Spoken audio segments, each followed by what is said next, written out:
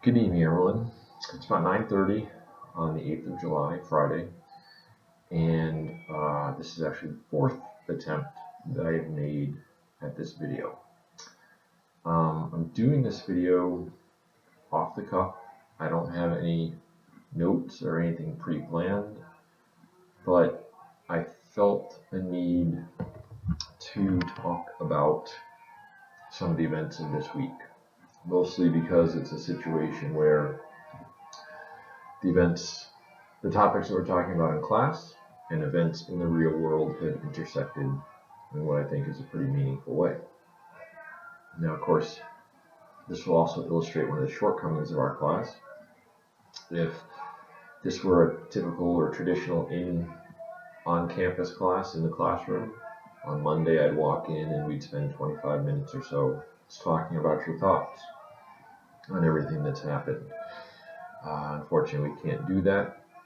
All I can do is put this video up and hope that you'll watch it, hope that some of you will comment in the discussion section to share your thoughts. Obviously, the topic that I want to talk about is related to the recent incidents involving the two officer-involved shootings that left the suspects dead, and then the sniper attack against police officers yesterday. Last night in Dallas that left 5 police officers dead. And as I said, I don't know what I want to say, but we're talking about race this week, and this illustrates such a clear problem, because on the one hand, as I've tried to explain in our class, race is not what you think it is. Race, where you think you see race, more often than not, you're seeing something like economics, or you're seeing educational disparities, or you're seeing a lack of opportunity.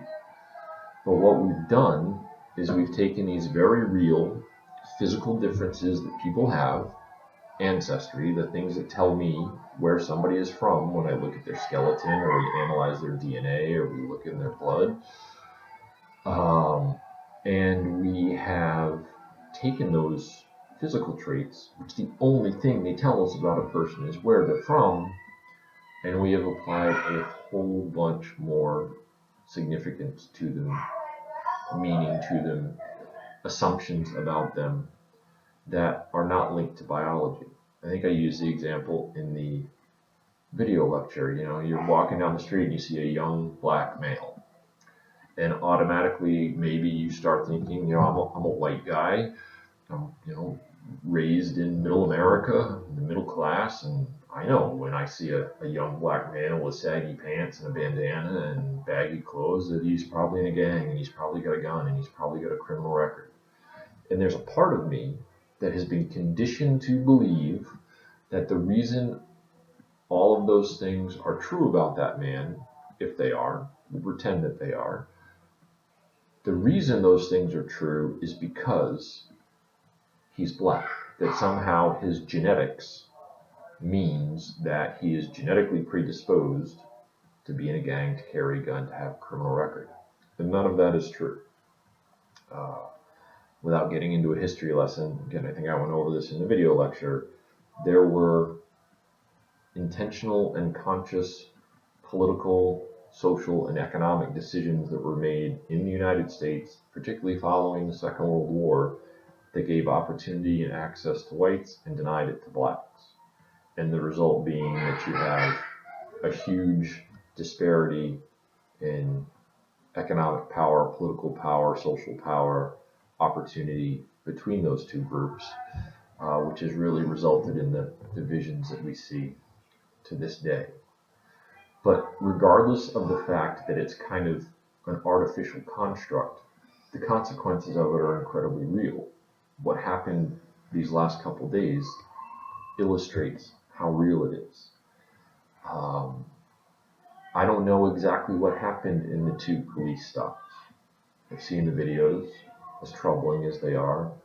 And I don't know exactly what happened. But what I do know is that blacks in the United States are policed differently than whites in the United States are. I get pulled over by a police officer. The experience I am likely to have will be far less confrontational than an African American who gets pulled over by a police officer. And this is the part, this is where we have this problem, this part of the problem, that we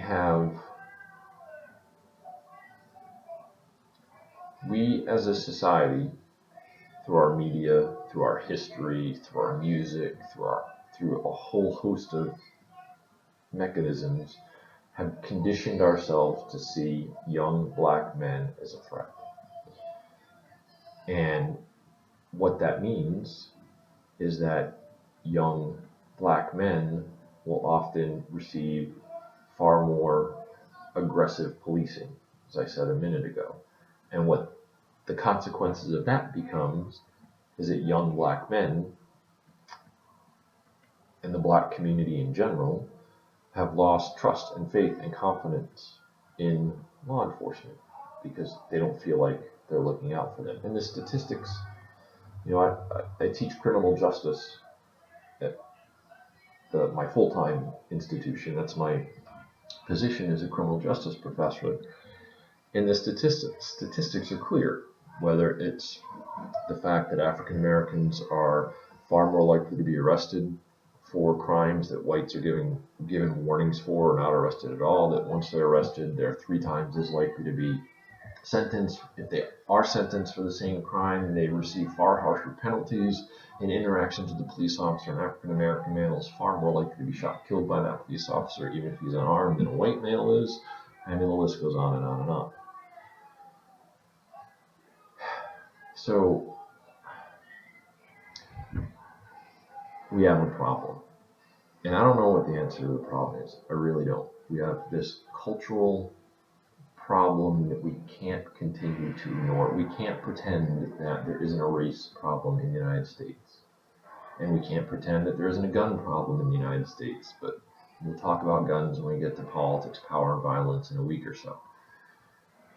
But, the race problem is significant. And it's not just between African Americans and the police, but it tends to be far more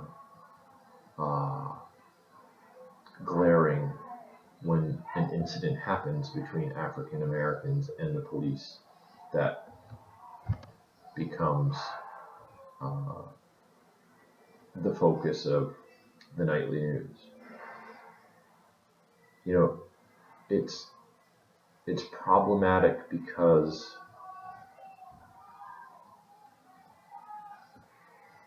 I know that police officers, by and large, work very hard to do a very good job, and the vast majority of them do.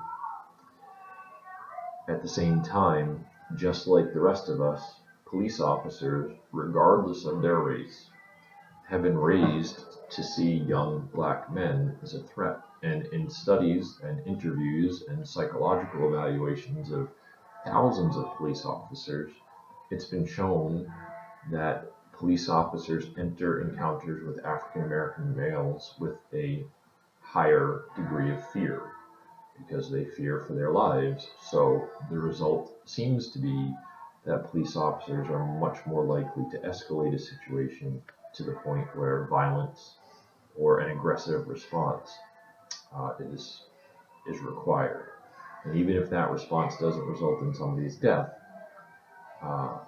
if you're that African American male who gets pulled over for a broken taillight and suddenly you're being dragged out of your car and being tased by the police, it can leave a pretty bitter taste in your mouth.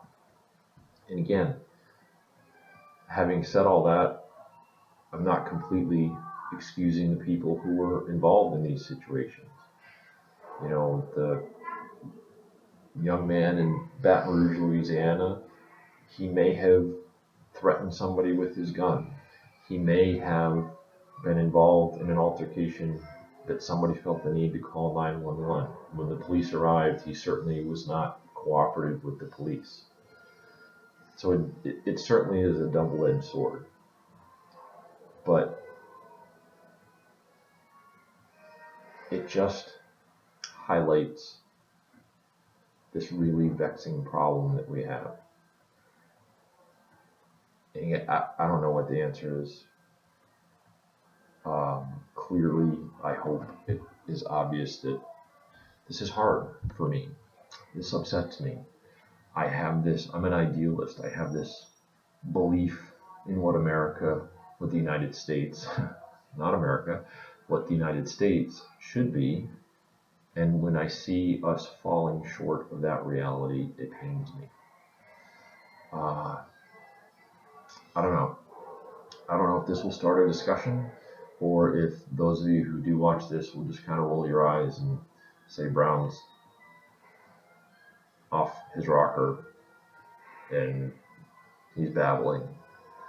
But as I said at the start of this, I just felt like this incident was something that could not go unremarked.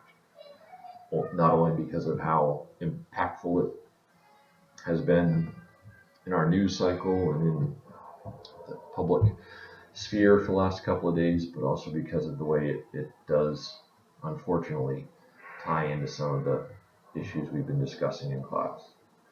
I'll post a discussion thread, an ungraded discussion thread, for any of you who would like to share your thoughts. I would certainly love to hear your thoughts, because I do feel like this is something that we need to talk about. So, with that said, I wish you a good night, and I will hopefully hear from some of you soon.